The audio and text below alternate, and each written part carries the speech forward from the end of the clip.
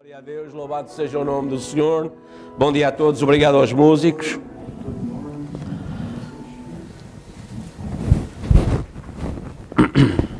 Estamos alegres, Jesus está aqui, amém? Glória seja dada ao nome do Senhor. Ele é bom para nós. Ele nos viu antes da fundação do mundo e Ele disse: em Portugal, onde estiverem 2 ou 3, amém, eu estarei lá. Amém? Glória a Deus. E ao longo destes anos, já estivemos 2 ou 3 e Jesus estava aqui. Amém? Antes de entrarmos na palavra, eu gostava de partilhar convosco um e-mail que eu recebi esta semana. A semana passada, se lembram, o irmão Paulo disse que do Brasil pediram autorização para usar as nossas mensagens e as adaptar à língua brasileira, ao português do Brasil, para começarem a ser distribuídas lá. E isso, por si mesmo, já era um reconhecimento do nosso trabalho. Mas eu mandei também, no princípio da semana, umas mensagens, talvez possam sentar um pouquinho, estão mais confortáveis. No princípio desta semana eu mandei umas mensagens para o pastor Raimundo, em Curitiba, onde eu estive, porque ele me tinha pedido que quando traduzíssemos, que mandássemos uma para ele. Eu mandei e dei-lhe a informação e ele respondeu-me. Eu queria partilhar isso convosco. Ele diz assim: bom dia, amado irmão, da mesma forma temos mantido, esta é a tal questão do português do Brasil, não é? Eu tinha dito, irmão, nós estamos a orar por vocês, mantemo-nos em oração por vós, e ele diz, nós também nos temos mantido, portanto, em oração por nós. Temos orado por ti, e todo este maravilhoso trabalho que estás fazendo, juntamente com seu filho, conversando com o Neville, que é o filho dele, esta semana, e ele me estava passando a qualidade da tradução feita por vocês. E ele está admiradíssimo da tradução. Disse ser das melhores que já conheceu. Fiquei muito feliz por isto, pois sei o quanto é importante uma boa tradução. E saber que o seu trabalho está atendendo uma grande parte da África, abreviando assim a preparação da noiva. Também me deixou muito feliz vocês nos disponibilizarem as vossas traduções para adaptá-las ao nosso português. Vamos trabalhar agora com este material para o nosso povo. Quando eu lá estive, ele distribuía traduções da Voz de Deus, de Goiânia, dos crentes do Brasil, portanto distribuía traduções de todo lado. Ou seja, ele quando está a dizer isto, ele não conhece apenas a nossa tradução. Mas ele vai começar agora a dar também importância à nossa tradução, e ele diz, é das melhores que ele tem visto. O Neville é tradutor também. Ele viveu no Canadá e nos Estados Unidos durante algum tempo, ele fala muito bem o inglês, e o filho dele, um outro filho dele, tem uma escola de línguas no Brasil. E esses 2 filhos, mais a esposa do pastor Raimundo, falam fluentemente o inglês. E, portanto, ele sabe do que é que ele está a falar. Portanto, ele está a falar com base em opiniões. Não por ele não fala o inglês. Mas ele está a falar com base em opiniões, não é? E, portanto, diz ele, nós vamos adaptá-las ao nosso português, vamos trabalhar agora com este material para o nosso povo. Vamos fazer as 7 eras da Igreja, intitulado A Revelação de Jesus Cristo. Creio que neste bom espírito e no mesmo ideal de servir o povo de Deus, de agora em diante, podemos unir as nossas forças na mesma direção, para alcançarmos nosso único objetivo de libertar o povo de Deus da escravidão das religiões. Um grande abraço, meu amigo e irmão. Saudações a todos os amados ao seu lado. Shalom. Amém? Portanto, eu achei que era importante para nós. Eu podia dizer isto só ao grupo da tradução. Mas o nosso tema hoje, que já está aqui, é o poder na fraqueza. E o católico é educado desde que nasce a ter medo. O católico vive no medo. Eu sei porque eu já lá andei. O católico vive na opressão. E quando nós recebemos esta mensagem, e nós continuamos a receber, cada tradução é uma mensagem nova para nós. Essas são as armas que Deus nos tem dado para vencer esse medo. E nós sabemos o quanto temos lutado desde que saímos de debaixo dessa unção. E, apesar de tudo, eu quero que vocês entendam que tudo o que tem sido feito, ou seja, não estamos aqui por nós mesmos. É Deus que nos tem mantido aqui. Inclusive, a Sara,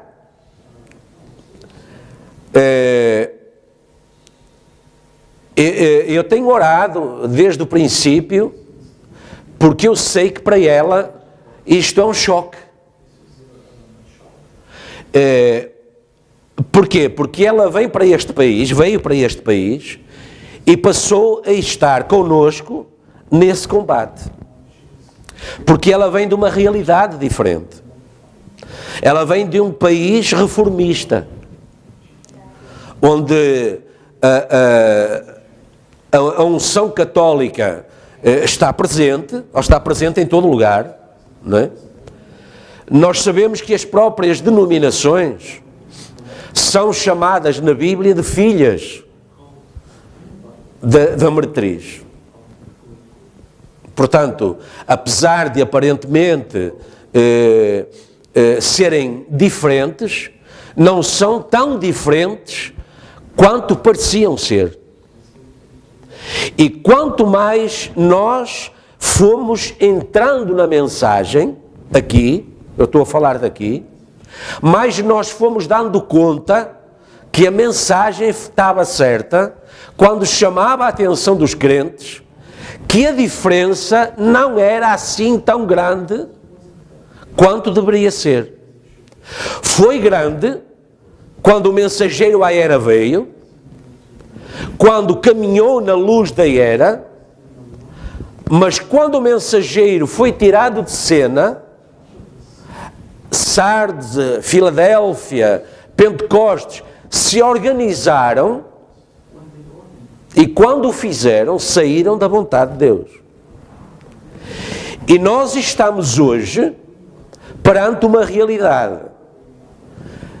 O mensageiro saiu e agora o que é que acontece à mensagem? Estará ela também a organizar-se? E o que acontece, o que é que tem que acontecer com a noiva? Porque nós sabemos, pela mensagem, pelo profeta, que há nas eras anteriores porções da noiva. Ou seja, povo que desde o Pentecostes, desde que Jesus foi tirado do meio deles, eles permaneceram firmes no ensinamento da luz da hora que tinham recebido. Essa é a porção do corpo de Jesus Cristo. E hoje, essa porção tem que existir também. Ou seja, há um povo que está a ser alimentado na luz da hora, que permanece nessa luz, mesmo o mensageiro já não estando presente. Mas também há um povo que, tendo recebido essa luz, se organizou nela. Alô? Temos que saber isso. Porque se isso aconteceu até aqui, isso continua a acontecer. Até ao rapto. Certo?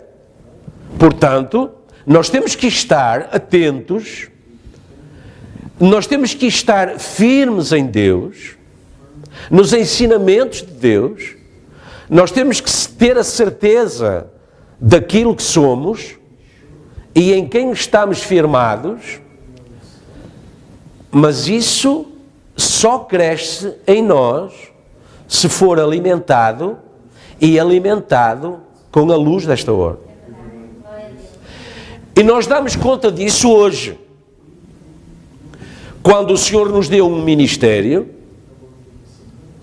exatamente para que esse alimento possa continuar a ser colocado nas nossas mãos. E damos conta que, apesar da nossa simplicidade, apesar da nossa pequenez, Deus está a usar isso. Deus está a usar aquilo que nós olhamos como fraqueza, não é? Por sermos simples, por sermos humildes, por sermos em não grande número.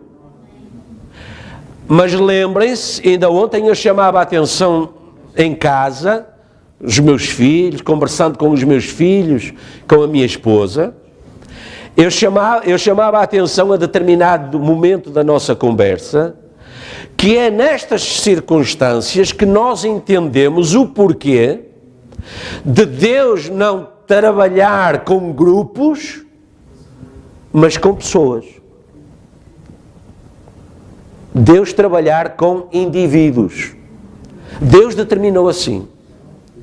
Deus pega num homem, numa mulher, num jovem, numa jovem, e Deus é soberano para fazer uma obra.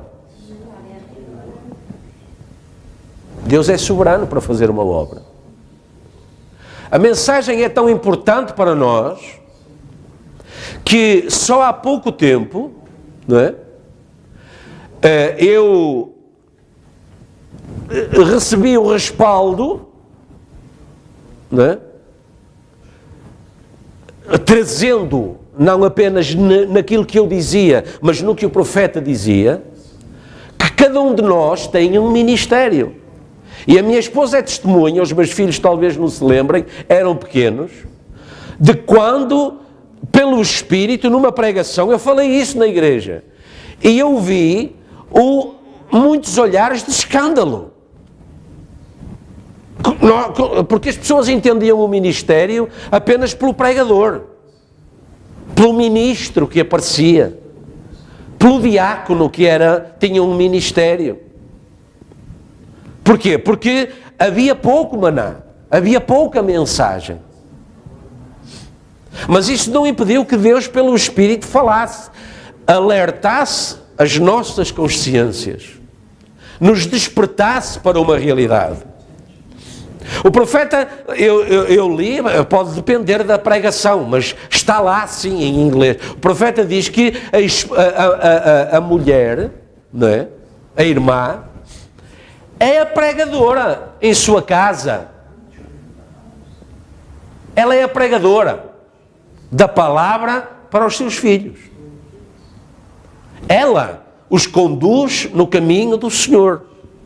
Ela tem de Deus o mandato, é um mandato de Deus para conduzir os seus filhos no caminho do Senhor. Esse é o ministério dela, no seu lar. Portanto, Deus fala muitas coisas que nós muitas vezes não entendemos. E se não tivermos a possibilidade de ir ao inglês, e o profeta, rapaz, sendo um homem quase iletrado, não é? Ele ia ao aramaico, ele ia ao grego, para ter um fundamento, não é? Ir ao mais original possível. E Deus sempre teve com ele nisso.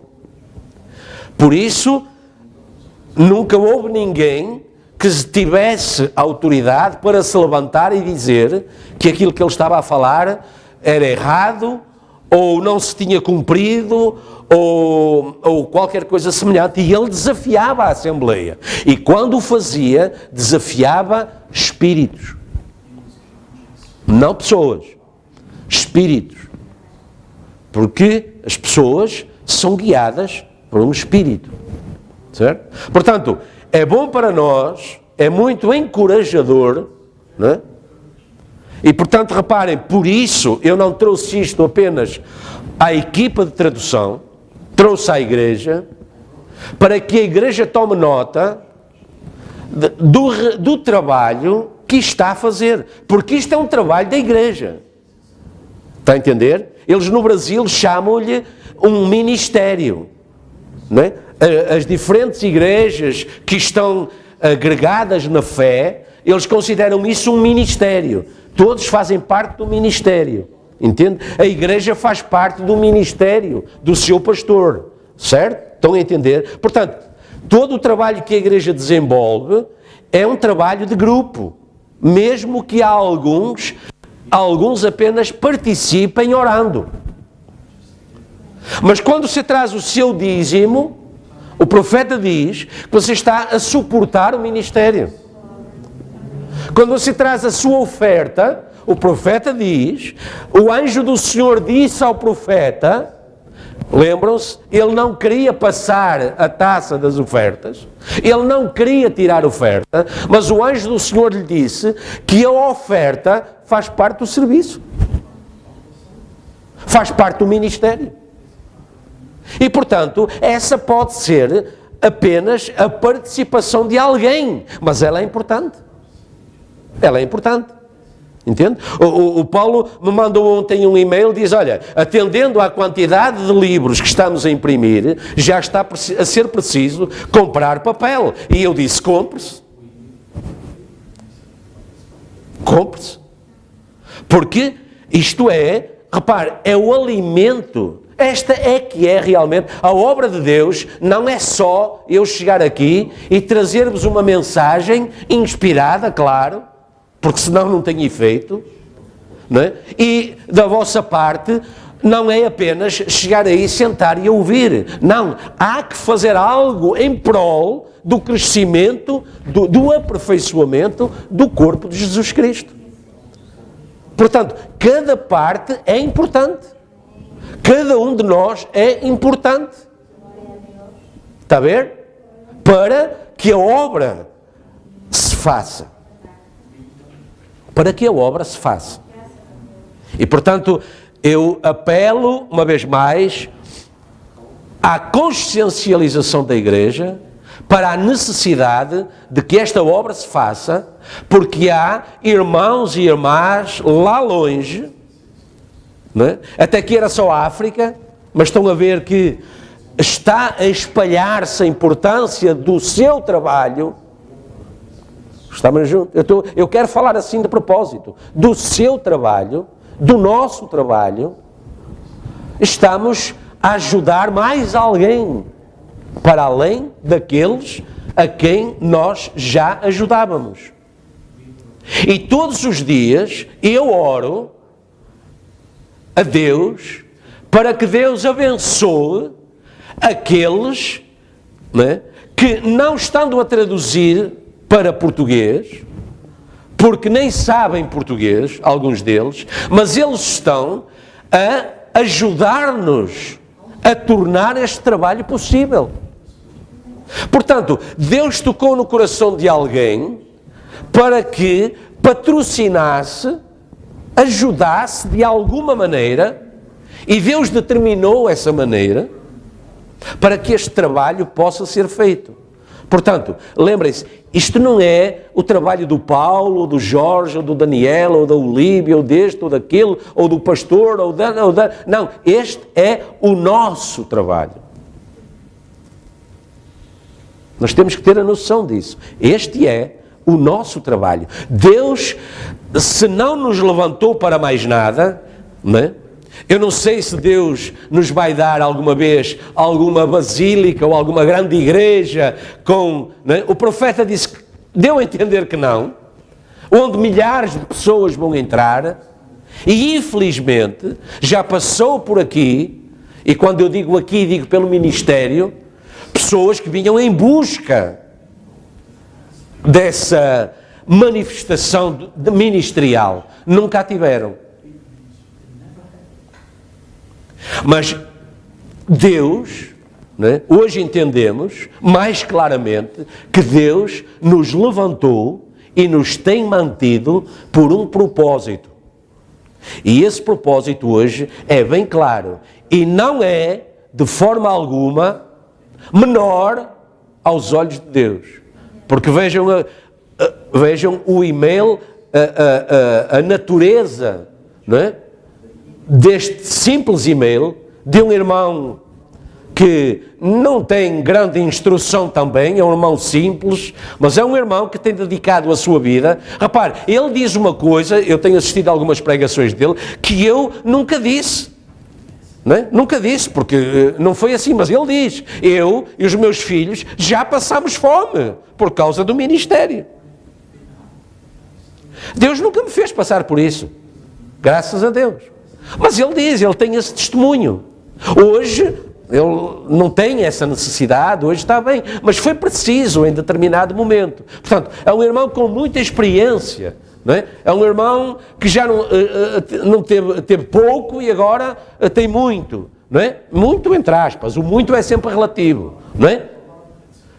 Mas que, repare, nos vem dizer estas coisas desta maneira. E isto tocou o meu coração e eu achei que isto devia ser tomado não como um elogio no sentido negativo do termo e sentirmos-nos vaidosos e não sei, mas é um encorajamento. Um encorajamento. Para que nós saibamos que realmente estamos a fazer obra para Deus. Amém? Obra para Deus. Que o Senhor nos ajude. Continue a ajudar-nos daqui para a frente. Amém?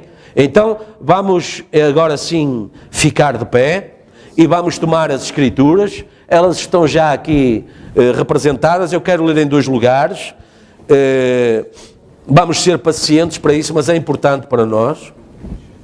Vamos ler primeiro em Juízes, no capítulo 6, vamos ler o versículo 15 e 16.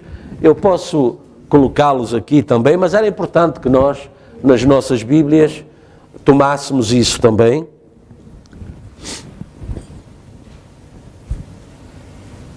Juízes capítulo 6, versículo 15 e 16.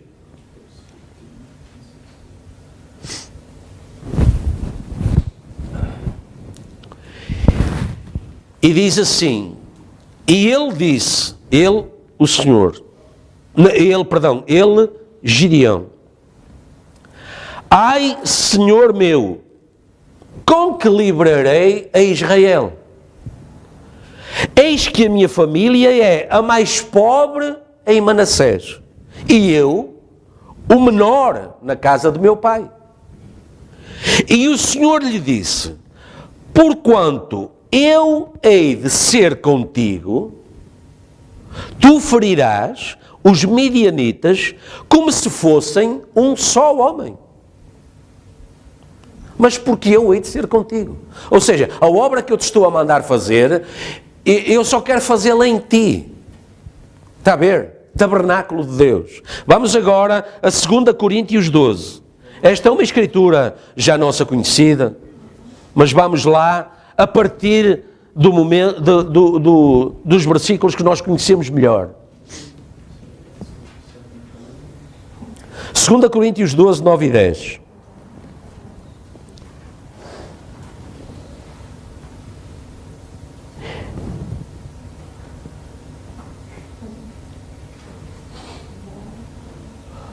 Segunda Coríntios 12,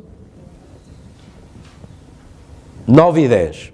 e disse-me: a minha graça te basta, porque o meu poder se aperfeiçoa na fraqueza. Não é o teu poder, é o meu poder, o poder de Deus em nós, se aperfeiçoa na fraqueza. Portanto, Paulo tirou uma conclusão disto. Ele diz: de boa vontade, pois, me gloriarei nas minhas fraquezas, para que em mim habite o poder de Cristo. Pelo que sinto prazer nas fraquezas, nas injúrias, nas necessidades, nas perseguições, nas angústias, por amor de Cristo. Porque, quando estou fraco, então sou forte. Vamos orar. Bondoso Deus e Pai, obrigado, Senhor, por este dia maravilhoso que nos estás a dar. Senhor, estamos gratos por podermos estar aqui e ouvir estas coisas e ser encorajados nelas e entender, Senhor, que há uma obra para fazer e temos o nosso coração predisposto a fazê-lo. Senhor, certamente não temos sido perfeitos, mas continuaremos disponíveis para ser aperfeiçoados. Certamente em algum momento poderíamos ter feito mais e melhor, mas Senhor, Tu nos conheces, Tu nos usas e Senhor, sabes que temos colocado o melhor empenho que nos tem sido possível colocar naquilo que Tu nos tens levantado para fazer. Mas, Senhor, sabemos que há mais e queremos chegar lá. Mas, Pai, pedimos que nos ajudes e nos abençoes. Agradecemos, Senhor, por este e-mail, por todo o testemunho, por todo o cumprimento que temos recebido, saudações dos santos, que são para nós encorajamento, que são para nós um incentivo. E, Senhor, que isso sabemos que é sincero, e é por isso, Pai, recebemos isso como vindo de Ti, para que isso nos ajude a estar mais disponíveis e mais capacitados, sabendo que não estamos a trabalhar em vão. Pois queremos ouvir naquele dia a Tua voz a dizer: bem feito, servo meu, entra agora no descanso do Teu Senhor. Senhor, ajuda esta obra, ajuda os nossos corações, as nossas vidas, os nossos lares. Senhor, ajuda o nosso corpo, que nesta manhã, Senhor, a Tua palavra possa operar em nós para vencer a adversidade, para vencer a enfermidade, a dor, o desânimo, para tirar toda a incerteza, toda a dúvida. Senhor, que em nós opere a Tua palavra pelo poder e virtude do Teu Espírito Santo. Toma o ministério da palavra agora, Pai. Ministra para nós, para a honra e glória do Teu nome. Pedimos e agradecemos em nome de Jesus Cristo. Amém, Jesus. Podem sentar.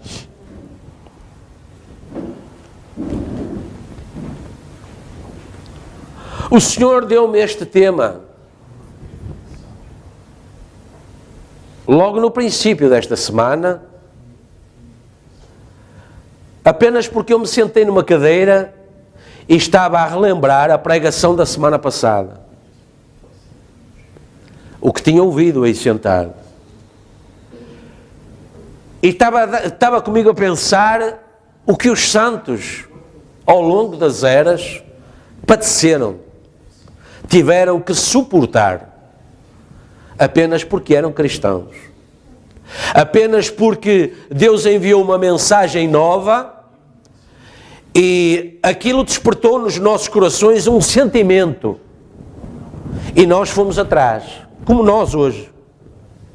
Certo?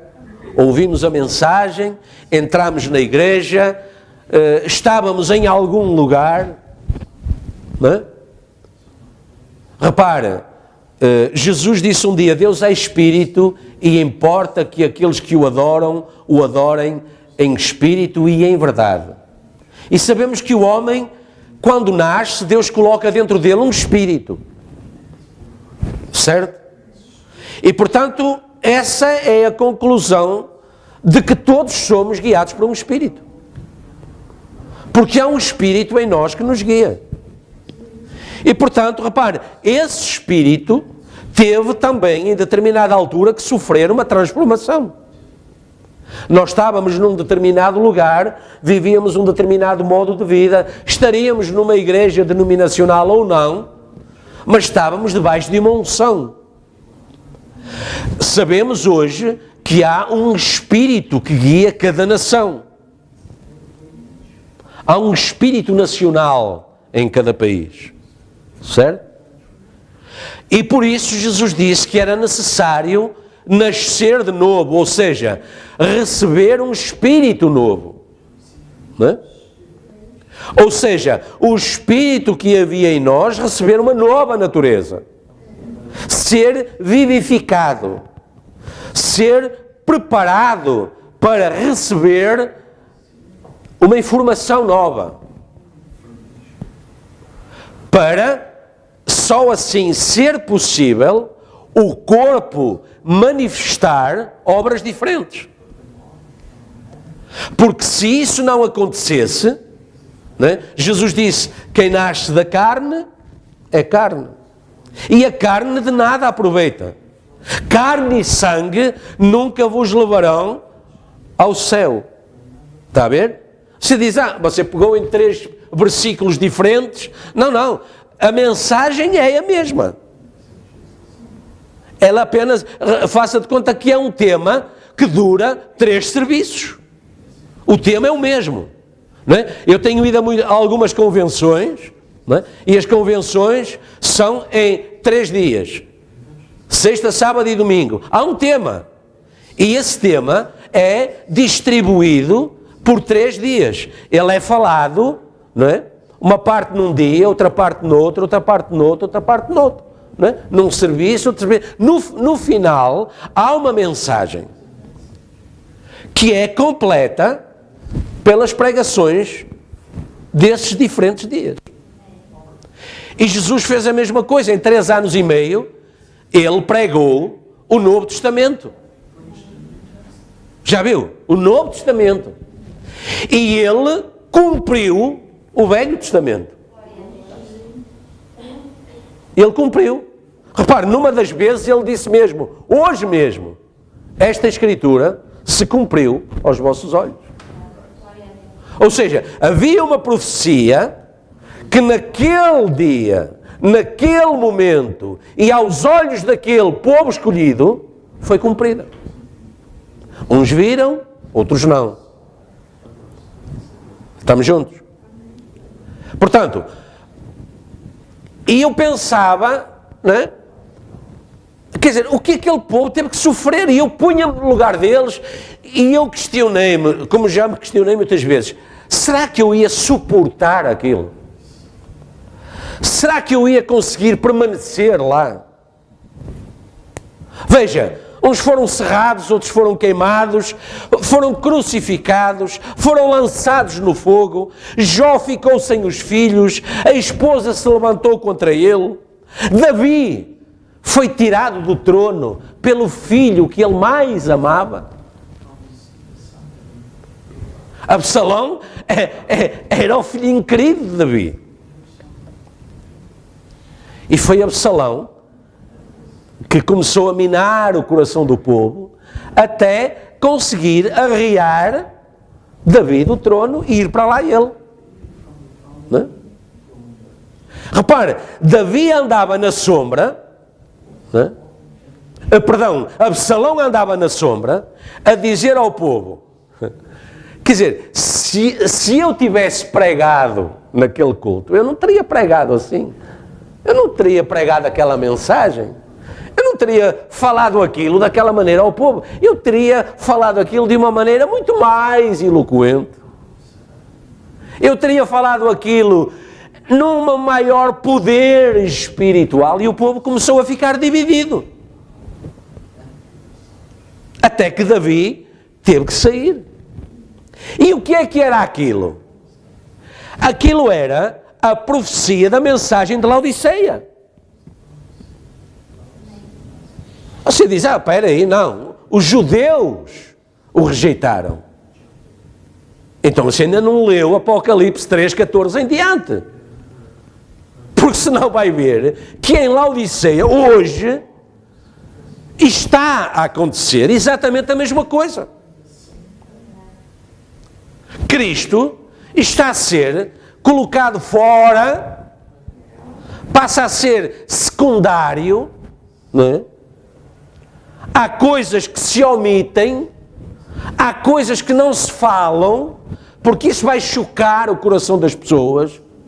Elas vão sair da igreja, elas vão deixar de suportar o ministério, nós vamos deixar de poder mudar as cortinas todos os anos, nós vamos deixar de poder estufar as cadeiras, nós vamos deixar de poder trocar as alcatifas. O pastor não vai poder trocar de carro no final do ano. E olha que o pastor precisava trocar de carro no final do ano. Amém. E eu perguntava assim, o que é que levou aquele povo a suportar aquilo tudo, não é? E a permanecer fiel? E Deus começou a falar.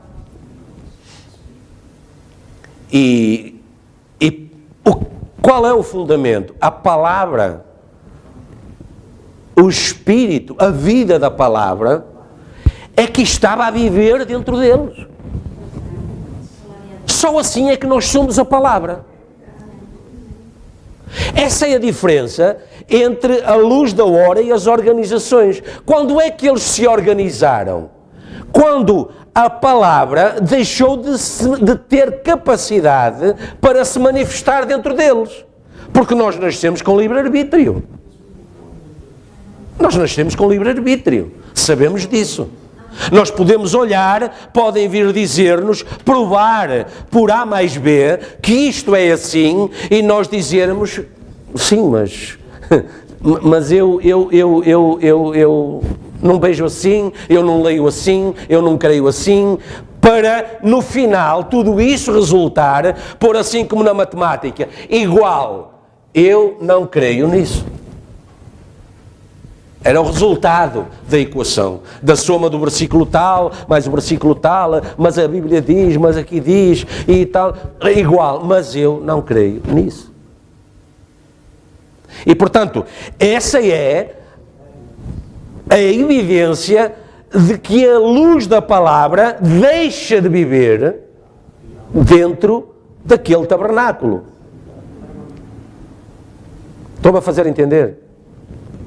Portanto, o que os levou a suportar toda aquela adversidade é porque realmente o próprio Deus estava ali. O próprio Deus estava ali. O profeta diz isso acerca de Cristo. Ele só pôde suportar aquilo que homem nenhum aguentaria suportar, todo aquele sofrimento, toda aquela angústia, por forma a que o seu próprio suor se transformasse em gotas de sangue. Porquê? Porque ele era o próprio Deus. Ele era a palavra feita carne. E a palavra é eterna. Porque a palavra é Deus e Deus é eterno. E se ele era a palavra, e ele é a palavra, e você é a palavra, nós somos a palavra, a eternidade está lá, e eternidade significa que não pode morrer.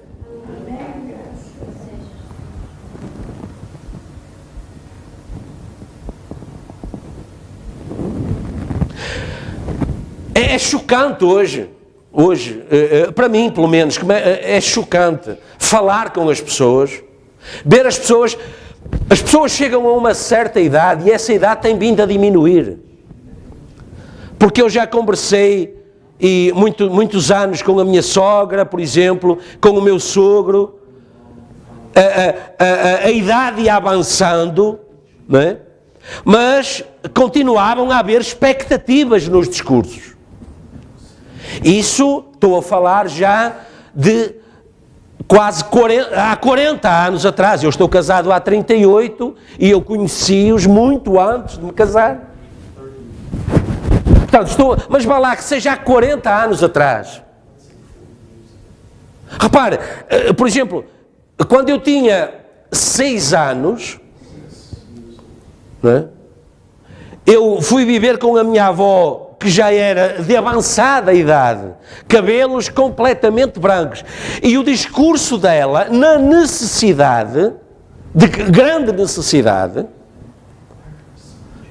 o discurso dela nunca era negativo, nunca era de derrota.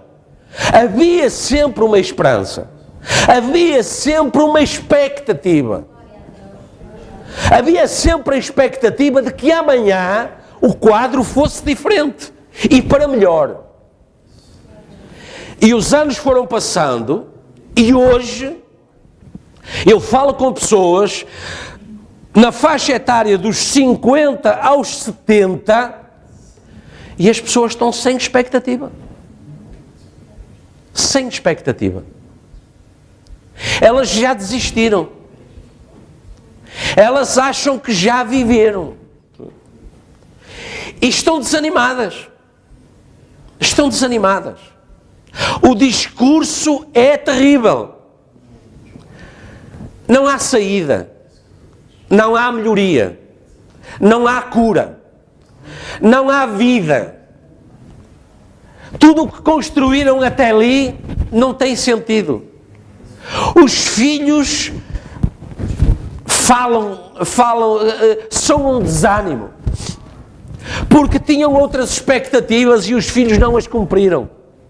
E estão em determinadas condições, por isso, ontem nós conversámos assim um pouco acerca desses assuntos, porque eu tenho uma filha, que será uma potencial mãe e esposa daqui a pouco, que tem as suas expectativas, que tem os seus objetivos, tem os seus planos, tem tudo isso, e eu dizia, filha, quer dizer, Deus não está contra nada disso. Deus espera que tudo isso seja apenas sujeito a Ele, crendo que Ele é galardoador daqueles que o buscam. Disse isso para a minha filha, para o meu filho, para qualquer um deles, não é? Há um propósito, é isso que nós temos que ter presentes. Há um propósito de Deus na nossa vida, por isso estamos aqui. Ou então, porque realmente não há um meio termo. Eu já tinha chegado a essa conclusão, já tinha lido acerca disso, mas hoje essa escritura está a ser cumprida aos nossos olhos. As pessoas chegaram ao final daquilo que elas consideram ser o tempo de vida delas, acham que já viveram, e não lhes restou nada. Não sobra nada. Não têm ânimo. E não sabem o que é que vai acontecer daqui para a frente. Mas o que perspectivam, o que antevêem, é que não será nada de bom. A partir daqui, dizem elas, entre os 50 e os 70, só será pior. Só piorará. Esperavam que o filho, que a filha, que fosse isto, aquilo ou aquilo mais, e não é. E assim sucessivamente. E essa é a razão da ausência completa de Deus nos corações e, consequentemente, nos lares. Porquê? Porque, repare, se você tem um fogão de sala e está frio e coloca lá a lenha a acender, aquilo vai aquecer por um pouco de tempo. Mas você vai ter que continuar a colocar para lá a lenha, para que aquela chama vá continuando a ser alimentada, certo? Ou então, o fogo vai apagar. Essa é a razão, diz o profeta, só pela qual vimos à igreja. É manter essa chama alimentada.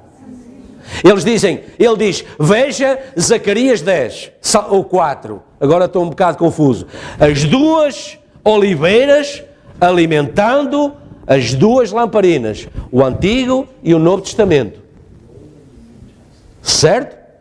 Alimentando ali, permanentemente, azeite na lamparina, a oliveira jorrando. Agora, perdão, quem é a oliveira? João 15, Jesus disse, eu sou.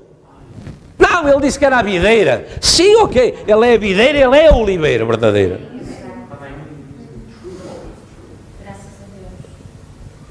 O azeite é o quê? Estudamos isso nos selos. O azeite é o tipo do Espírito Santo na igreja, nos nossos corações. As nécias, faltava-lhes o quê? O azeite. O que é o azeite? Aliás, nós vamos receber a mensagem que é muito própria a esse respeito, que são as 10 virgens e os 144 mil. Não é? E o profeta é bem claro.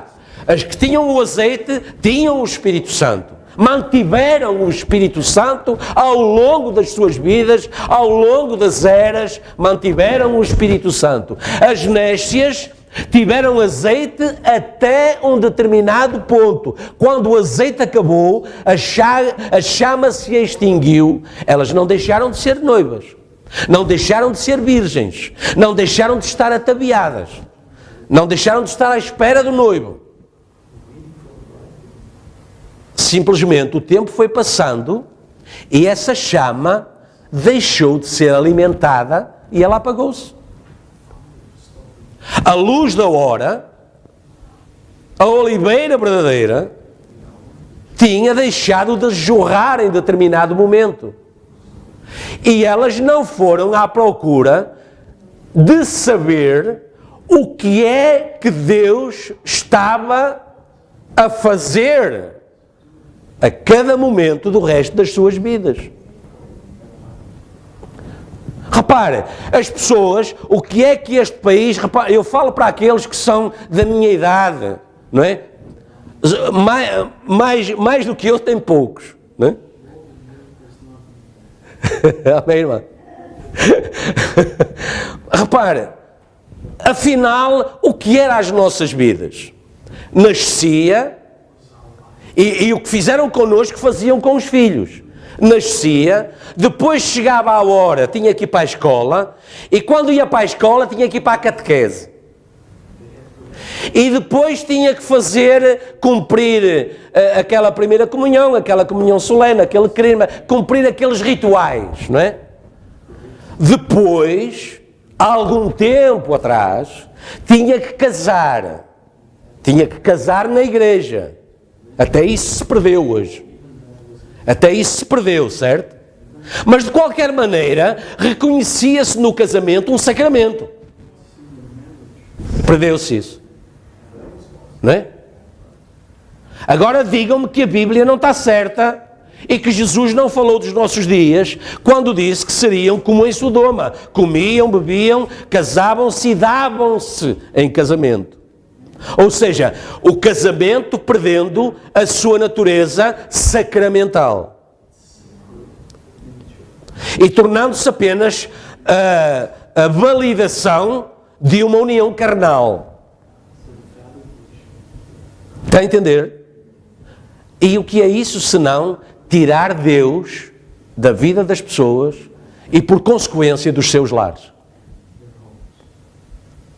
E portanto, apesar de errado, todos esses atos religiosos que as pessoas cumpriam, de alguma forma testificavam do seu temor a Deus, do seu reconhecimento por Deus, não é? E talvez por isso Deus tenha sido misericordioso e tenha enviado também aqui a luz da hora, não é? E também para cumprir o Evangelho, porque Jesus disse que o Evangelho teria que ser pregado a toda a criatura para que não houvesse escusa. Está a ver? Mas e o que é que aconteceu? O tempo foi passando e as pessoas foram colocando de parte todo esse sentimento, toda essa marca religiosa, não é? Que de alguma forma representava Deus nos lares.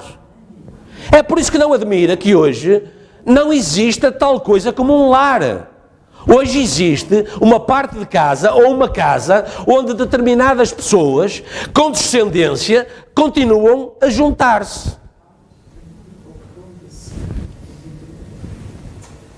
É verdade ou não? Porquê? Porque conforme o tempo foi passando, Deus foi sendo tirado da vida das pessoas. E elas faziam isso baseadas em quê? Baseadas nas suas próprias capacidades, baseadas no seu próprio poder. E de onde lhes vinha essa mensagem? Da árvore da ciência do bem e do mal.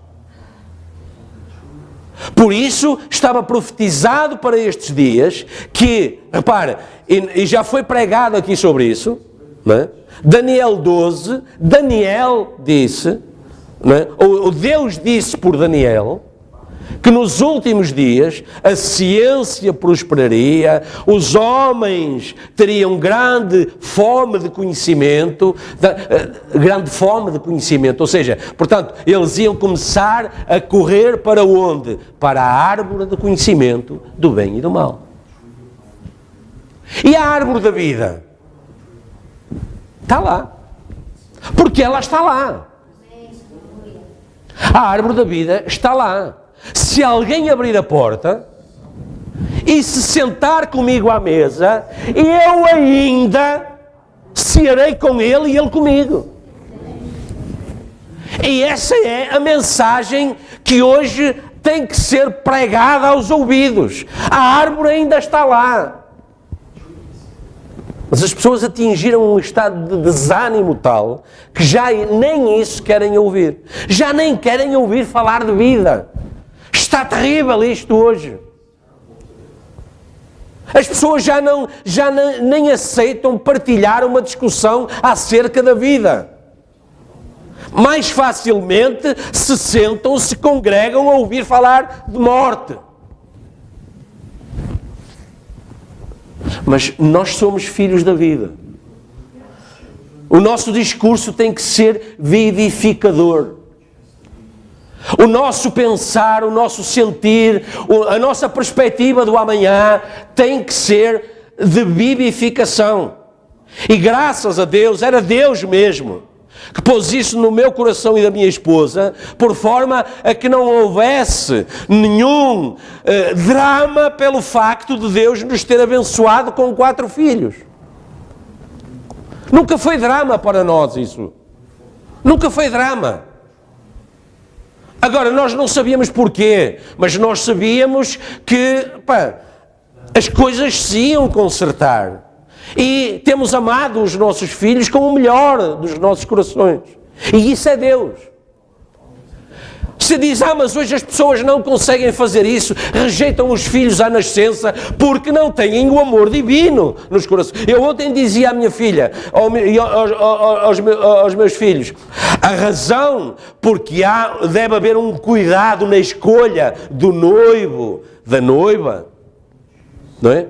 Com quem eles vão casar no futuro, a preocupação é só uma.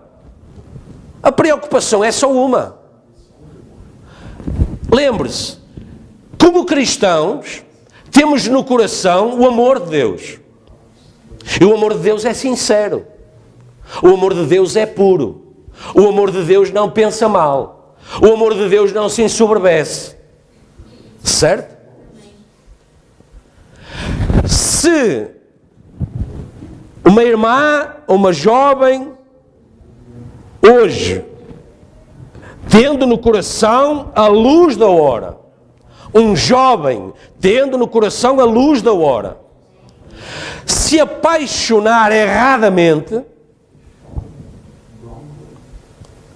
o que é que vai acontecer? A outra parte, o noivo, a noiva, não tem nos seus corações o amor de Deus. Tem um amor filéu, um amor carnal. Mas repare, esse amor filéu, não é, estava em Sodoma. Eles tentaram conspurcar os próprios anjos que Deus tinha enviado. Certo? Lembram-se disso. Não quiseram nem saber que fossem anjos. Amém? Estão a entender? Eles não quiseram nem saber se eram anjos, se elas eram virgens, se eles eram como eram. Eles não quiseram saber disso. A questão era, vamos passar à fase seguinte.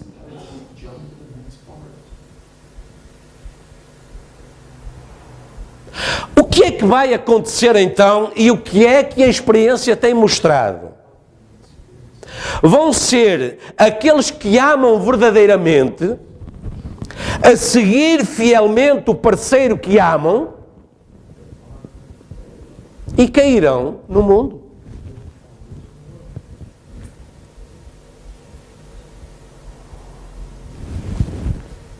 Essa é a experiência que nos tem sido mostrada.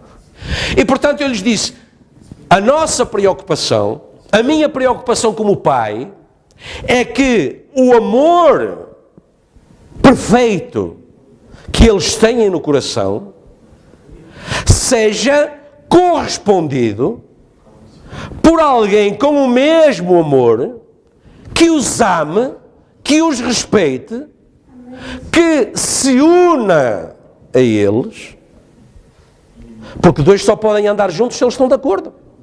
Portanto, a natureza do amor que tem que estar nos dois corações tem que ser a mesma natureza de amor.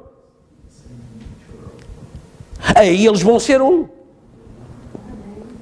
Aí quando for para abdicar de algo, eles vão abdicar em conjunto. Quando for para conquistar algo, eles vão conquistar em conjunto. Mas a razão, a necessidade de essa harmonia entre o amor que está nos dois corações, não é que tem que ter a natureza de Deus. A natureza de Deus. Está a ver? Repara o caso do nosso jovem casal aqui, não é? Ela estava num país distante, não é? Ele estava aqui, até que depois se conheceram,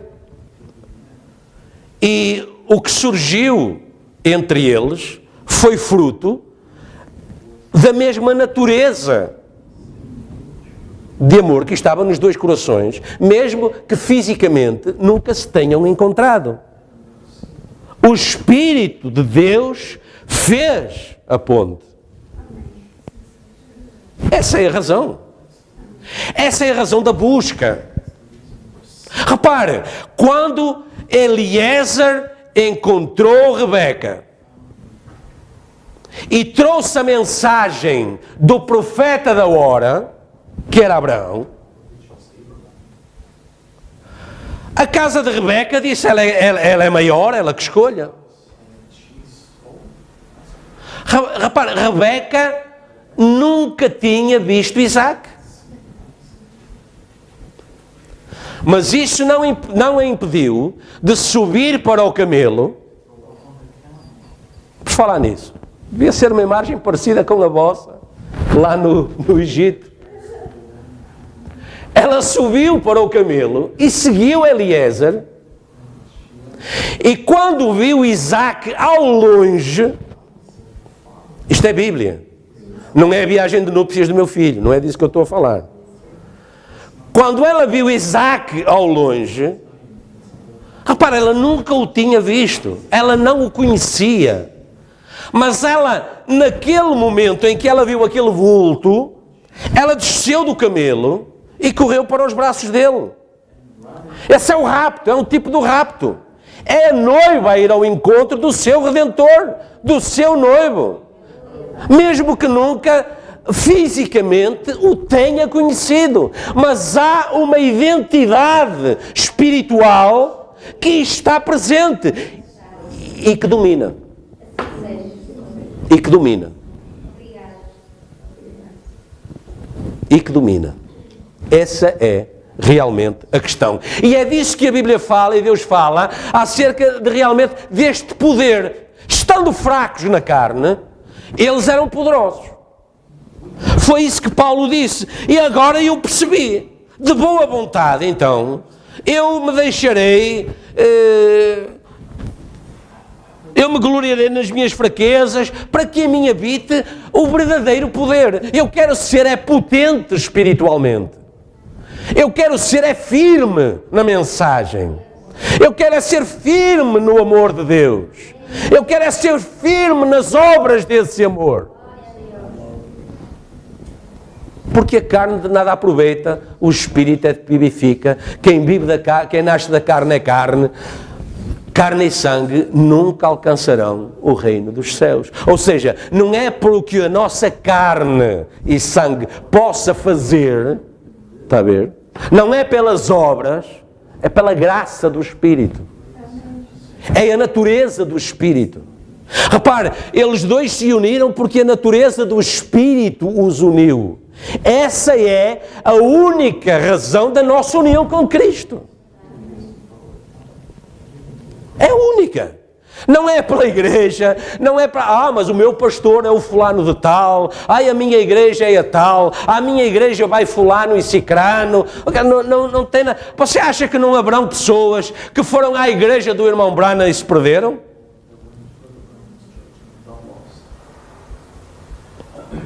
Claro, certamente que sim. Não é por aí. A natureza do Espírito tem que ser a de Cristo. Esse é o poder. Esse é o poder. Repare, toda a forma de pressão é válida para tirar o crente do caminho e o levar a aceitar o descrédito da palavra de Deus. Há pessoas hoje, mesmo na mensagem, a considerar que têm perdido tempo. E até há muitos que até aqui foram testemunhas da mensagem, do poder da mensagem, que hoje estão a ser usados exatamente da mesma forma do outro lado da barricada, apresentando-se como testemunhas de descrédito da mensagem. Não vamos perder muito tempo com esses. Porque essa não é a nossa mensagem. É por isso que eu não estou interessado nas suas entrevistas no YouTube e nas razões que eles apresentam de por que deixaram a mensagem. Porque eu sei porque é que eles deixaram a mensagem.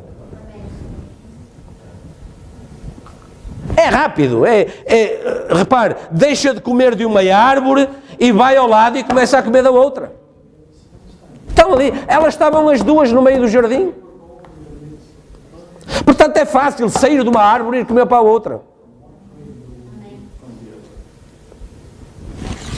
É muito fácil. Quando Satanás, o maior inimigo da palavra, consegue que um crente comece a falar contra a palavra, é para ele a maior vitória que ele pode alcançar. Veja, ele pediu a Deus permissão para tocar em Jó, de forma a que, o quê? Olha, deixa-me tocar nele, deixa-me ficar com as searas dele. Acha que foi isso que Satanás disse a Deus? Pediu a Deus? Deixa-me tocar nele e eu vou ficar com os filhos dele. Acha que foi isso que ele pediu? Vocês são leitores da Bíblia. Acham que Satanás, já leram que Satanás fosse ter com Deus e dissesse, olha, deixa-me tocar nele para ficar com o gado dele, o dinheiro dele, as casas dele, as propriedades dele. Foi isso que Satanás pediu? Não, ele pediu uma coisa, deixa-me tocar nele e ele vai negar-te.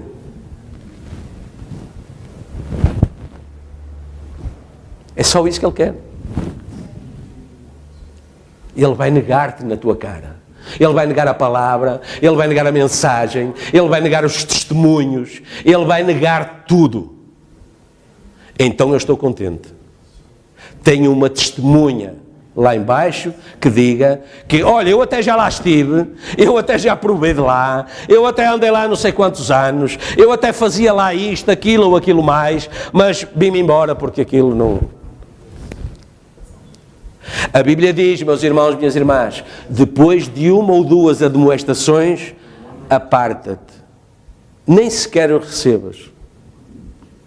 Nem sequer os ouças no YouTube.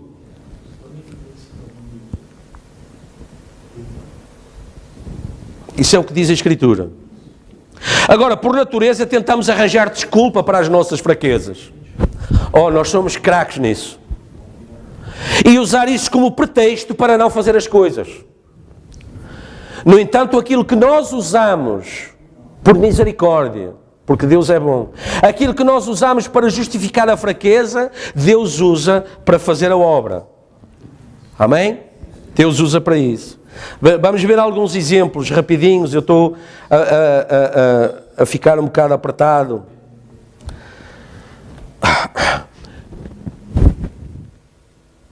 Êxodo capítulo 3.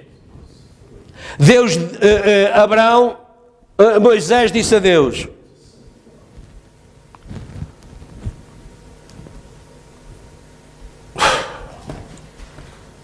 desculpem-me. Moisés disse a Deus: quem sou eu para que vá a Faraó e tire os filhos do Egito de Israel? Quem sou eu? Não? Deus disse: certamente eu serei contigo. Amém? Então disse Moisés a Deus: eis que quando eu for aos filhos de Israel e lhes disser: o Deus de nossos pais me enviou a vós, e eles me disserem: qual é o seu nome? O que é que eu lhe vou dizer? Deus disse: assim dirás aos filhos de Israel: eu sou, me enviou a vós. Versículo 14. Mais uma vez, Moisés, não satisfeito, diz a Deus: meu Senhor, eu não sou homem eloquente, nem de ontem, nem de anteontem, nem de ainda, desde que tens falado ao teu servo, porque sou pesado de boca, pesado de língua. Deus disse: vai, pois agora eu serei a tua boca. O profeta diz na mensagem: perfeita força, perfeita debilidade. Moisés apresentou 7 razões a Deus para não fazer aquilo que Deus lhe estava a dizer para fazer. Ele disse que não tinha uma mensagem. O que é que eu lhes vou dizer? Ele disse que não tinha autoridade. Quem sou eu para ir ao Egito e trazer? Ele disse que não tinha eloquência. Eu não sei falar, não sei. Ele disse que tinha falta de adaptação. Eu não sou um pregador. Eu não sei fazer estas coisas. Ele disse que não iria ter êxito. Eles não os vão deixar sair. Eles não vão querer vir comigo. E por isso ele disse que eu não serei aceite. 7 razões que ele apresentou para não fazer a obra de Deus. Agora veja. Em Êxodo 4:13, eu tinha aqui para ler, não precisam de abrir.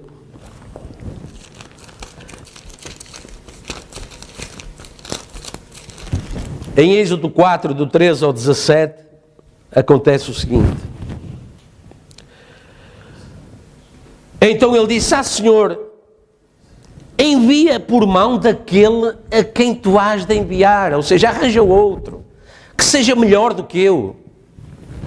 Então se acendeu a ira do Senhor.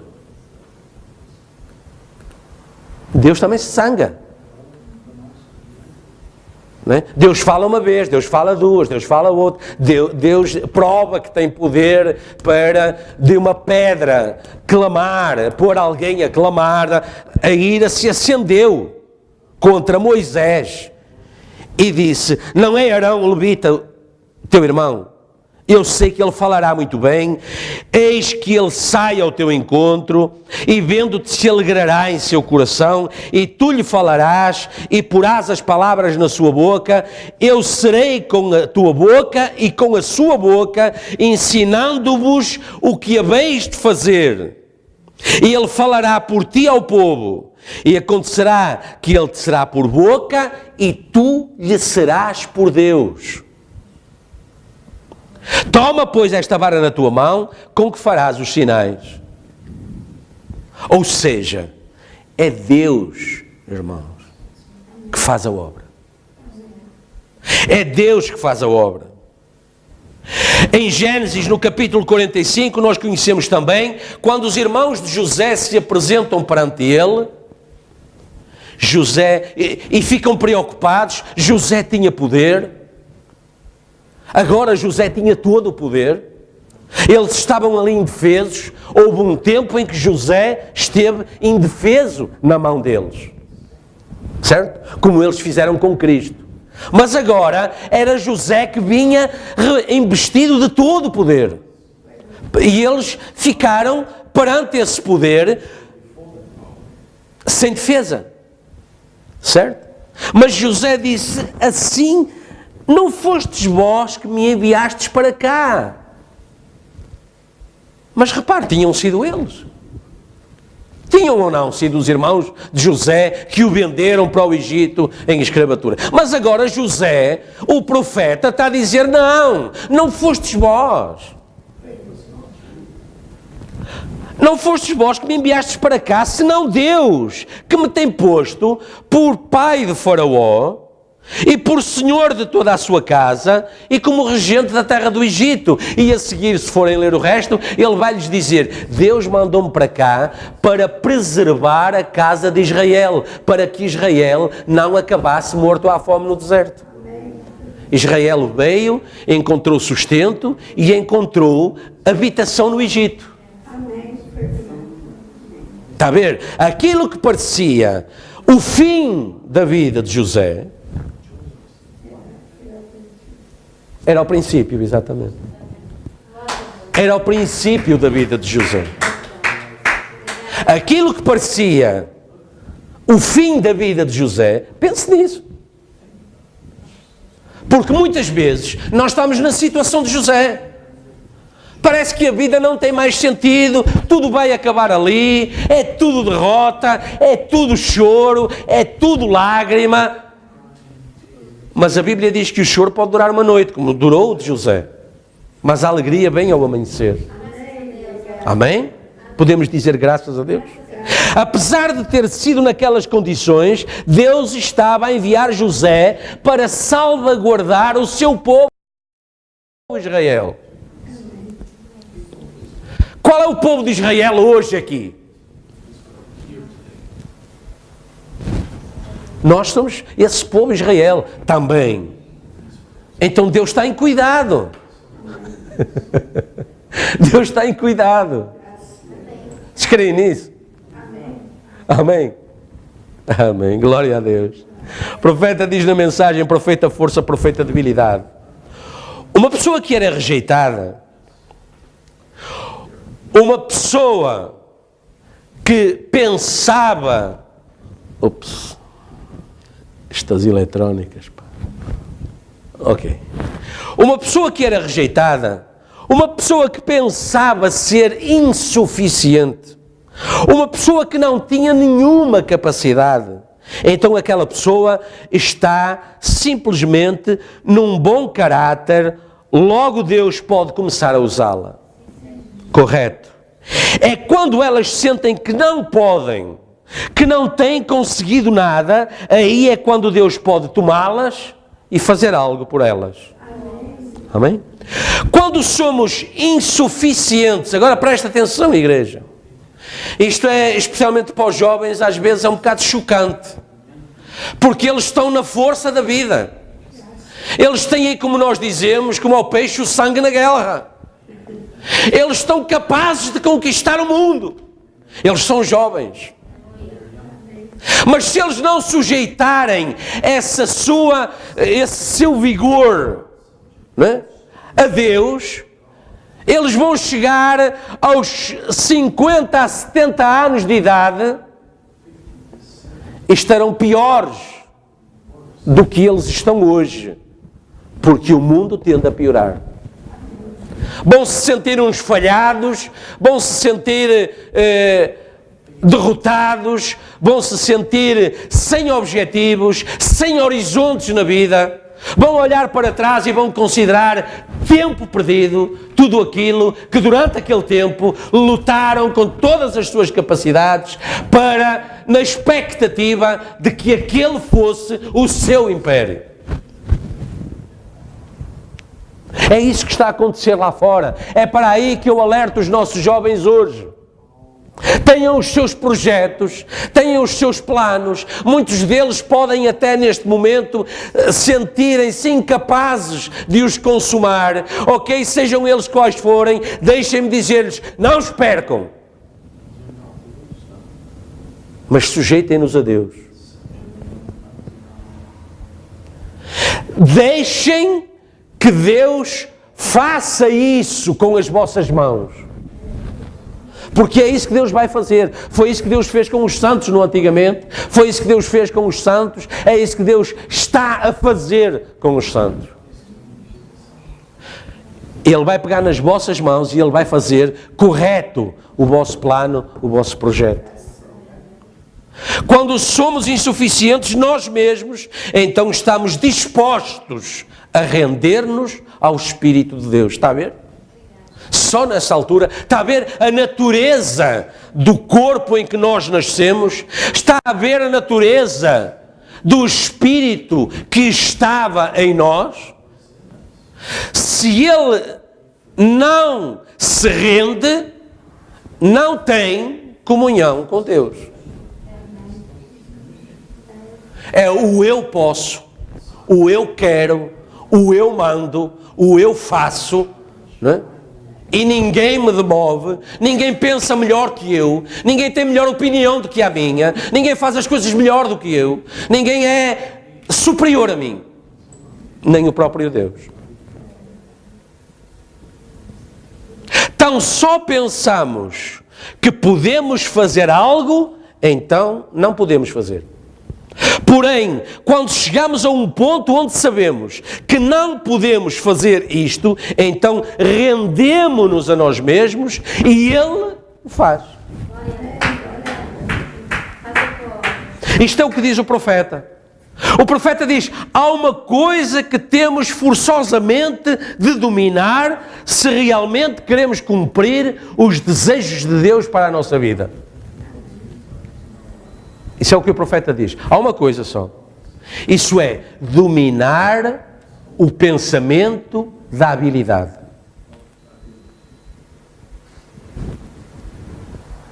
Há um raciocínio lá. Está a ver? E é isso que nós temos que dominar para que os desejos de Deus se cumpram em nós. Ou seja, a busca de uma explicação racional para tudo. Esse é o nosso pensamento da habilidade. Ora bem, como é que eu vou fazer? Eu vou por aqui, eu vou por ali, eu vou fazer assim, eu vou fazer assado. Desta forma eu vou chegar lá. Veja, o cego de nascença. Eles perguntaram, quem é que pecou? Eles, pai? Jesus disse, nem ele pecou, nem os pais. Ele está assim para que se manifeste nele a glória de Deus. Repare, no fundo é essa a simplicidade da natureza do crente. É por isso que ele é tipificado por Deus como uma ovelha, como um cordeiro. É essa a humildade. Não é que ele não seja apto para fazer a obra. Porque repare, Gideão pensava assim, Mas Deus lhe disse, não, mas eu vou ser contigo. Certo? Repare, foi isso que fez a diferença nos espias que foram à Terra Prometida. Todos eles viram a mesma coisa. Só que, dos 12, 10 disseram, nós não somos capazes de o fazer. Estão a ver? Estão a seguir comigo? 2 deles disseram, não disseram nós, disseram, Deus é mais do que capaz de os vencer por nós. E qual era a mensagem certa? Qual foi a mensagem que Deus vindicou? A dos 10? A das denominações? Ou as da mensagem?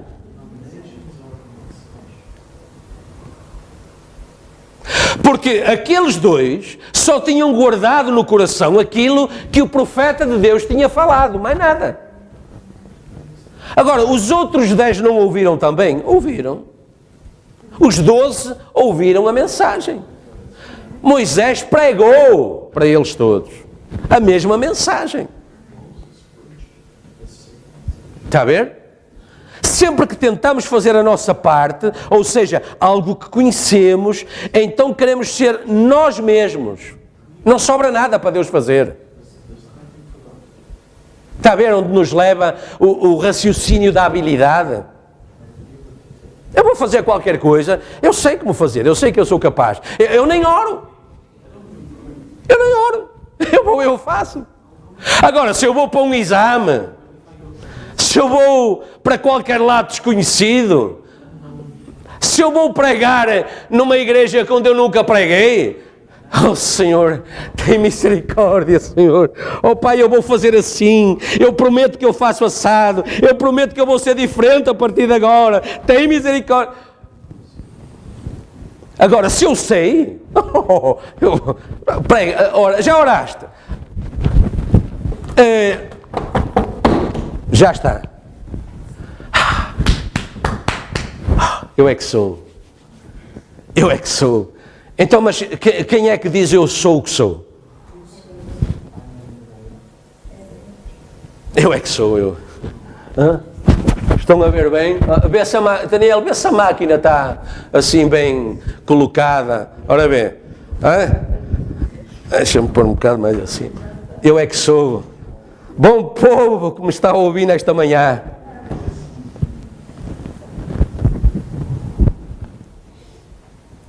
Paulo era muito importante, mas teve que esquecer tudo o que era para passar a ser aquilo que Deus queria que ele fosse. É essa a diferença. Porque ele era um homem importante, erudito, fariseu de fariseus. Ele não era um bandido. Ele não perseguia aqueles homens e levava-os para a prisão ou assistia à morte deles porque ele era um bandido. Ele estava firme na religião dele. As virgens nécias não eram meretrizes. Não, elas eram virgens, ataviadas. A luz da hora é que não estava no coração delas. De maneira que Paulo disse, 1 Coríntios 2:1, ele diz, e eu, irmãos, quando fui ter convosco, anunciando-vos o testemunho de Deus, não fui com sublimidade de palavras ou de sabedoria, porque nada me propus saber entre vós, senão Jesus Cristo e este crucificado.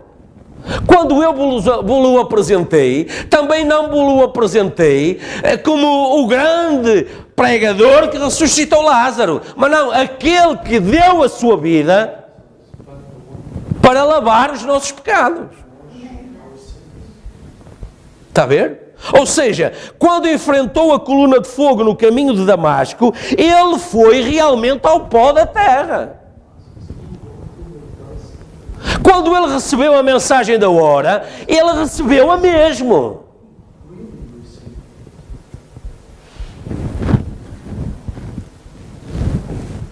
Para que a vossa fé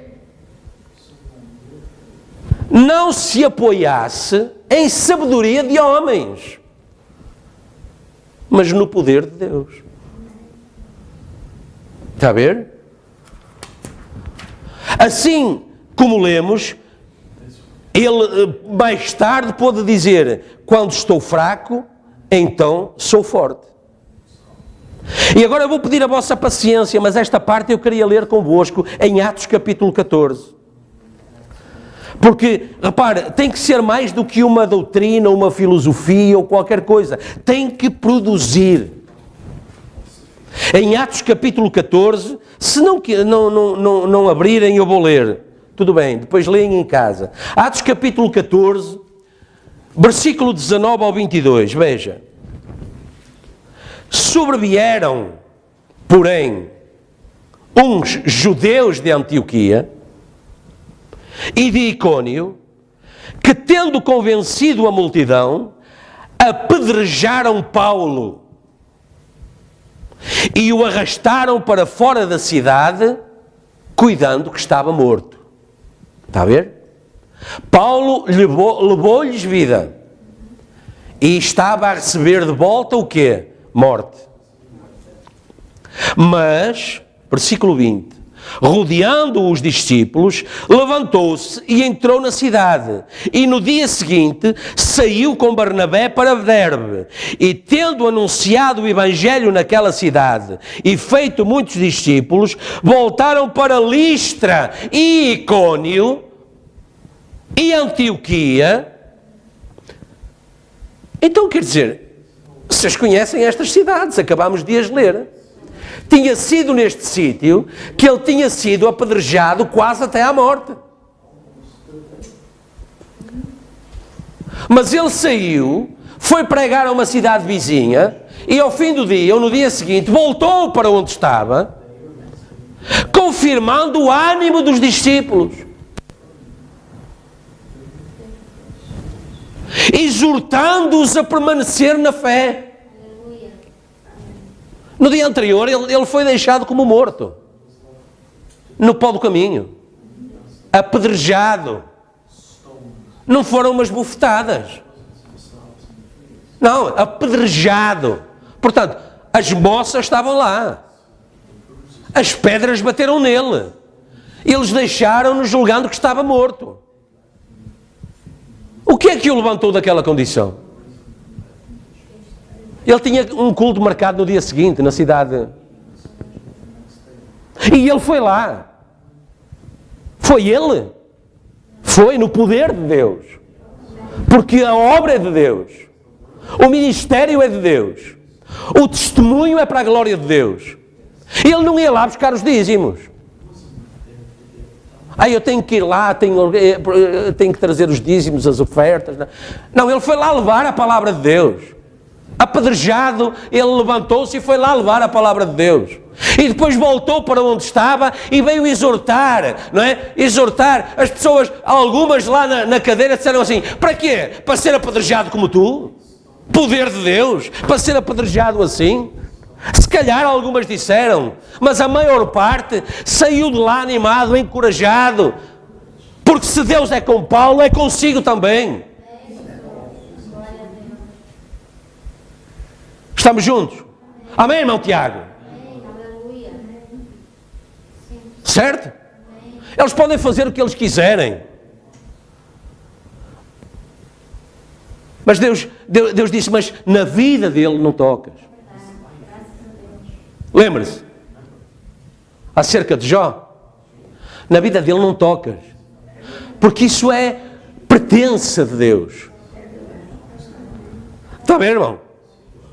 Apedrejado, é deixado ali como morto. No dia seguinte ele levanta-se, vai a outras cidades, volta para onde estava, confirma o ânimo dos discípulos, exorta-os a permanecer na fé, pois por muitas tribulações nos importa entrar no reino de Deus.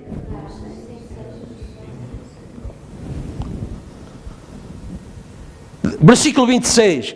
E dali navegaram para Antioquia, onde tinham sido recomendados à graça de Deus para a obra que já haviam cumprido. E quando chegaram, reuniram a igreja, relataram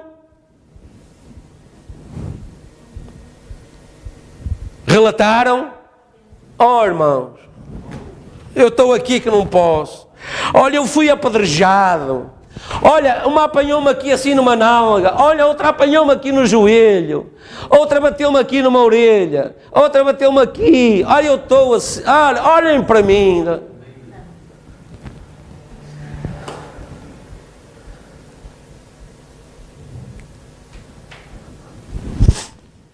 Relataram quão grandes coisas Deus fizera por eles e como abrira aos gentios a porta da fé.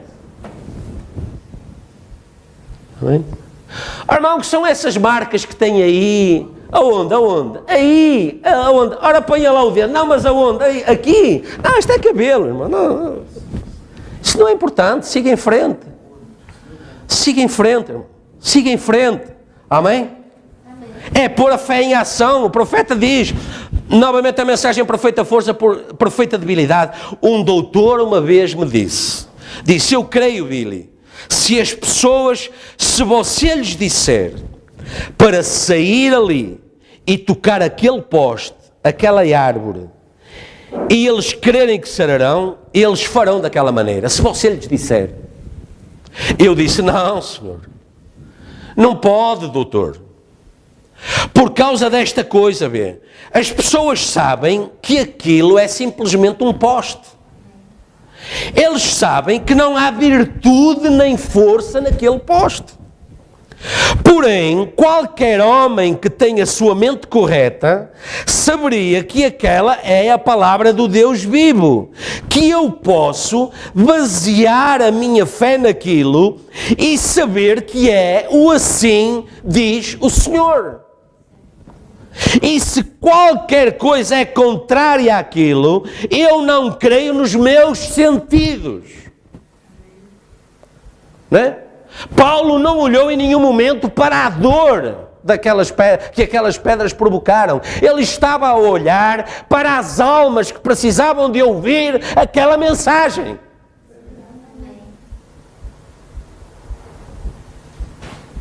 Não, senhor, simplesmente deixe-o sozinho. Vá por outro sentido, o sentido da fé. Amém? O sentido da fé. Quando Jacó perdeu toda a sua força, parágrafo 279 da mesma mensagem, quando Moisés perdeu toda a sua força, é natural que aí tenha outra numeração, o parágrafo, não sei. Então Deus lhe deu poder para se tornar um príncipe. Vêem? Quando Paulo perdeu a sua educação e toda a sua teologia, Deus fez dele um missionário para os gentios. Quando Moisés perdeu toda a sua habilidade e se tornou fraco, Deus o fez poderoso e o enviou ao Egito no poder do Espírito aos 80 anos de idade. Está a ver? Costeletas penduradas, sua esposa numa mula. É costelas. Costelas. Bigodes. Ok. Sua esposa numa mula. Está a ver porque é que a nossa tradução é boa? Ok. Nós não temos esta mensagem traduzida. Eu não estou a traduzir, eu não estou a ler a nossa tradução. Ok. Glória a Deus. Desceu e conquistou o Egito. Sim, bem, não com um exército atrás, como ele queria ir, mas no poder do Espírito. Quando você está fraco, então é quando está forte. Amém? Podem dizer graças a Deus?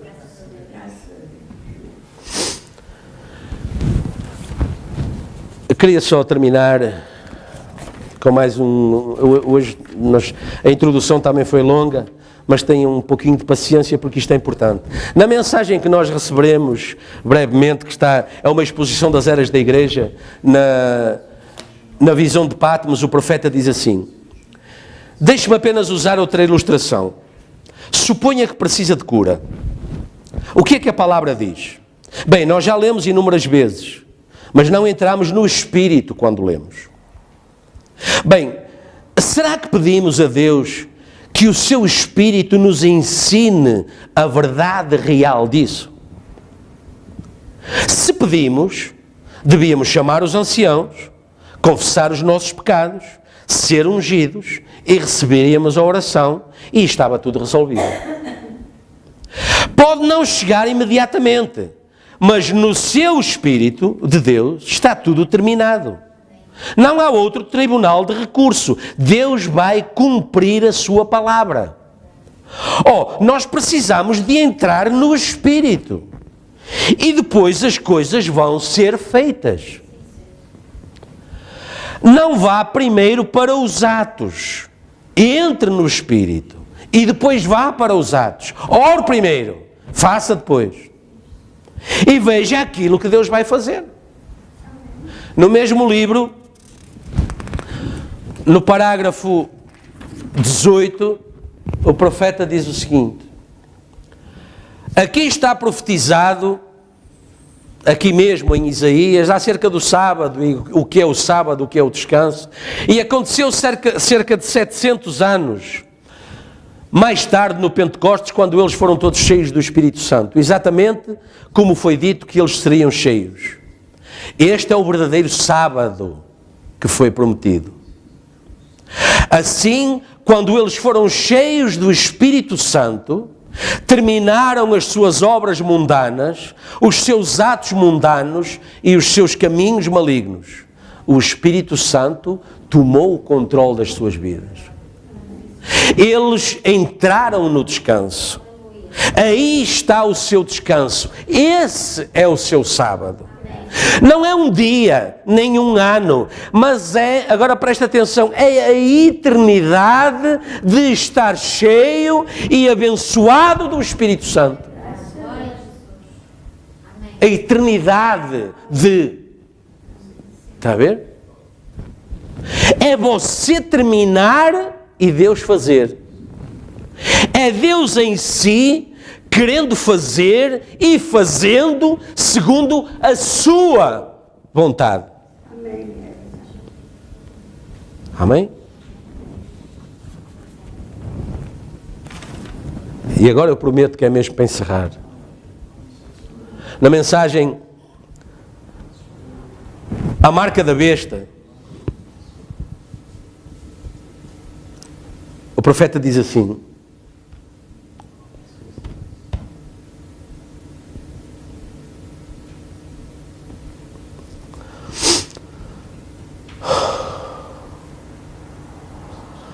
Abel morreu sobre a mesma rocha que o seu cordeiro. Ele levantou um altar de pedra para matar o cordeiro e depois ele mesmo morreu sobre a mesma pedra. Cada crente tem que fazer a mesma coisa. Morrer na rocha com o seu cordeiro. Um cordeiro nada tem a não ser uma coisa, que é lá. E ele tem que ceder tudo o que tem. Ele não faz escândalo. Leva o animalzinho e atire-o lá em cima, como eu disse, o cordeiro fica mudo diante dos que o tosquiam. Ele é tosquiado, ele não se alvoroça. A única coisa que ele tem, ele cede prontamente. E nós dizemos que somos cristãos. Alguém me escreveu uma pequena carta outro dia, uma pequena nota, e é engraçado, não é? Eu a tenho lá. E disse: eu tenho direito, sou cidadã americana, eu uso qualquer tipo de roupa que quiser. Faça isso. Muito bem. Agora perdoem, não é? O profeta diz: isto mostra que você não é um cordeiro, é uma cabra, não é? Mas não é no mau sentido, não é? É um animal que dá coices e dá amarradas, e, não é? Não tem a mesma natureza do cordeiro. Vá usá-las, se quiser. Vá usá-las. Mas lembre-se, se é um cordeiro, você tem direito, mas cede os seus direitos por Cristo. Eu tenho o direito de ficar bêbado. Esta noite também. Sou um cidadão americano.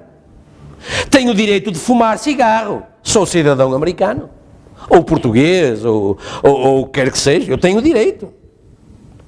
Você também tem. Mas nós cedemos os nossos direitos. Sejam tosquiados dessas coisas. Comportem-se como cavalheiros, como damas. Vistam-se dessa maneira, comportem-se dessa maneira e vivam dessa maneira. Cedam os seus direitos. E que o Senhor me tenha ajudado nesta manhã. Eu sempre peço a Deus que estes não sejam os meus apontamentos, mas os dele, para que realmente o verdadeiro sentido da mensagem desta manhã tenha sido corretamente colocado nos corações e entendido assim. Porque no fundo é cedermos-nos a nós mesmos para o serviço de Cristo. E isso não é derrota, porque se isso for derrota, então ainda não entendemos o sacrifício da cruz. Porque se essa cedência dos nossos direitos for entendido por nós como uma derrota, então também entendemos que Cristo na cruz foi derrotado. E ainda não recebemos a revelação da ressurreição. Isso não é derrota. Paulo disse, depois que ele mergulhou no pó no caminho de Damasco, ele disse, desde agora, a vida que eu vivo na carne, já não a vivo por mim mesmo, mas é Cristo que vive em mim. Vamos orar. Bondoso Deus e Pai, obrigado, Senhor, por esta mensagem. Senhor, hoje passamos um pouco mais o tempo, mas, Senhor, ainda temos muito tempo pela frente e ajuda-nos no resto deste tempo, que seja um tempo abençoado, Senhor. Possamos recuperar, Senhor, naquilo que temos para fazer, sabendo que a partir de agora faremos as coisas com uma outra convicção, com uma outra alegria, com uma outra disponibilidade, porque sabemos que não somos nós que estamos a fazer. Que as nossas irmãs possam, Senhor, ter esse sentimento no coração e já agora, na hora do almoço, na preparação do almoço, elas possam crer que és tu que estás a mexer aquela colher de pau, a dar a volta naquela comida, a pegar naquela espátula, a tirar a comida para os pratos e aquela comida estar a ser de tal forma abençoada que vai abençoar todos aqueles que a ingerirem.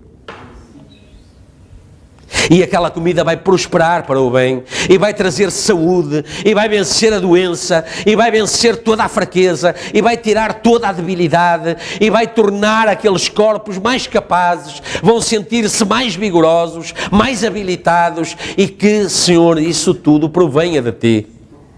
Que os nossos irmãos, Senhor, no resto deste dia, nas suas tarefas, seja o que for que tiverem para fazer, no resto desta semana, no resto deste tempo que temos para peregrinar aqui, Senhor, que as obras das suas mãos sejam de tal forma abençoadas que eles entendam que não proveio deles, mas de Ti que estás neles. Ajuda, Senhor. Este mês é o mês do reinício das aulas. Os nossos estudantes voltarão para aquele frenesi, para aquela atividade, no desenvolvimento das suas tarefas, dos seus trabalhos. Senhor, que eles saibam sempre colocar-te na frente em tudo aquilo que lhes vier à mão para fazer. No estudo, no trabalho, na busca do trabalho. Senhor, na doença, na adversidade, em toda a contrariedade, Senhor, dá-nos discernimento para que, antes de tomar qualquer ação reativa, que normalmente traz sofrimento, traz desgaste, Senhor, que tenhamos o discernimento de clamar a Ti, pedir auxílio, pedir ajuda, pedir vitória e crer nessa vitória. Pai, nós colocamos os nossos corações perante Ti, Senhor, derramados, Pai, com a nossa súplica, perante o Teu trono da misericórdia, e pedimos que nos envolvas no manto das Tuas misericórdias, e nos ajudes, Pai, que sejamos realmente o povo desta era, Senhor, a luz desta hora. Senhor, que tomemos o exemplo dos santos, não só daqueles de quem ouvimos falar nesta manhã, mas de todos aqueles que temos lido e ouvido, da sua perseverança, do seu testemunho, da forma como, Senhor, se encorajam a si mesmos e uns aos outros para permanecer firmes, para permanecer fiéis, para sermos tabernáculo Teu. Senhor, agradecemos esse ministério das traduções, especialmente pela ajuda, pelo auxílio que nos tens dado, de nos permitires manter esse trabalho, fazer esse trabalho, ajudar a Tua noiva de alguma forma, Senhor. Obrigado, Senhor, por essa ajuda, por essa unção, por essa bênção. Obrigado, Senhor, por nos dares coragem para estar aqui, por nos dares coragem para ouvir estas coisas. Mas, Senhor, nós pedimos que nos dês coragem para as pormos por obra, para as apresentarmos como Paulo por testemunho, o testemunho do poder da palavra de Deus em nós,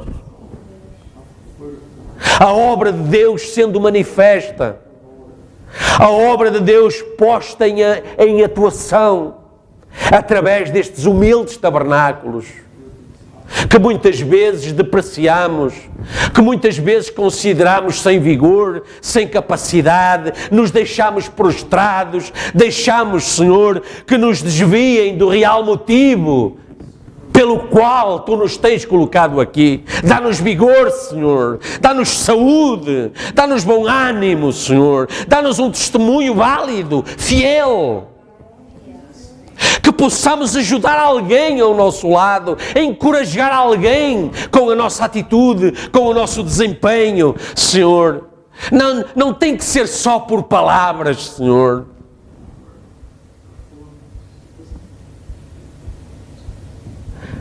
O profeta pregou uma mensagem onde ele diz que as obras é que expressam a fé. Portanto, se nós somos aquilo que nós dizemos, Senhor, deixa-nos pôr isso por obra. Deixa as nossas obras expressarem a nossa fé. Porque, como diz a Escritura, a fé sem obras é morta. Ajuda a nossa fé, Senhor. Reveste-nos do Teu poder, do alto da cabeça à planta dos pés. E onde houver uma necessidade, Senhor, agora, onde houver uma fraqueza, onde houver, Senhor, um pensamento triste, onde houver uma angústia, Senhor, onde houver uma contrariedade ou uma adversidade, onde houver uma dúvida, Senhor, Senhor, essa é a brecha na nossa muralha. É por aí que o inimigo vai tentar entrar. Senhor, se temos rebocado as nossas paredes de cal não adubada, como disse o profeta, esse reboco vai cair. Oh Deus, mas coloca da Tua massa, Senhor, da mesma massa com que Tu tens feito a Tua obra ao longo deste tempo que Tu determinaste cumprir aqui. Senhor, tapa essa fenda, essa fraqueza, esse lugar por onde o inimigo tem apontado a sua arma. Senhor, coloca agora, por amor do Teu nome, coloca-te aí em nossa defesa agora. Colocamos aí, irmão e irmã, nesta manhã eu eu o desafio. Coloca aí o escudo da fé. Porque é para aí que estão apontados os dardos inflamados do maligno. Senhor, esses demónios que operam na vaidade. Esses demónios que operam na habilidade. Senhor, a tua palavra diz que é em ti que somos mais do que vencedores. Então é aí que nós queremos estar, é aí que nós queremos permanecer. Ajuda a nossa fé, Senhor. Abençoa os santos ao redor do mundo. Senhor, aqueles por quem temos orado, aqueles por quem oramos nesta manhã, opera um milagre, Senhor. Abençoa agora que esses problemas que foram colocados aqui no princípio como problemas, possam desde agora ser apresentados como testemunhos da vitória, testemunhos da manifestação do teu poder, da tua glória operando em nosso meio. E recebe toda a honra e glória, Pai. Obrigado por esta mensagem, Senhor. Que ela produza, Pai, em cada um a 100. E que ela possa também, Senhor, lá longe, do outro lado do mundo, onde quer que seja, Senhor. Quem sabe, Senhor, esta mensagem trará para dentro a última semente. Senhor, faz a tua obra, a ti é devida toda a honra e toda a glória. E assim fazemos e assim declaramos que tudo seja para a tua honra e glória. Pois pedimos e agradecemos, em nome de Jesus Cristo, nosso Senhor e Salvador. Amém, Jesus.